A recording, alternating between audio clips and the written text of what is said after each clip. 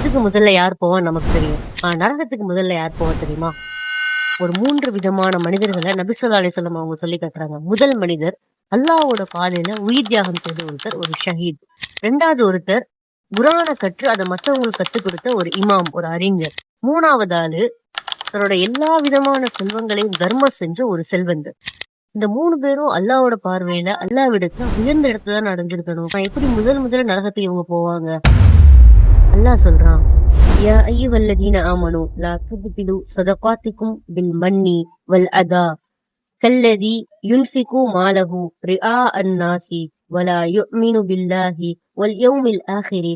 நம்பிக்கை கொண்டோரே, அல்லாஹ்வையும் இறுதி நாளையும் நம்பிக்கை கொள்ளாமல் மனிதர்களிடம் புகழாரத்தை எதிர்பார்த்து தனது பொருளை செலவிடுப்பவனைப் போல் சொல்லிக் காட்டுதல், தொல்லை செய்தல் என்பவற்றின் மூலம் நீங்கள் உங்கள் தர்மங்களை அழித்துக் கொள்ளாதீர்கள். இப்போ நம்ம நன்மை செய்யறோம் அப்படிங்கறதை விட முக்கியம், அந்த நன்மைய நம்ம யாருக்காக செய்யறோம் அப்படிங்கறதுதான் முக்கியம். So நம்மளோட நோக்கம் நல்லதா இருந்தா மட்டும்தான் அதுக்கான பெனிஃபிட்ட அல்லாஹ் கிட்ட நமக்கு கிடைக்கும்.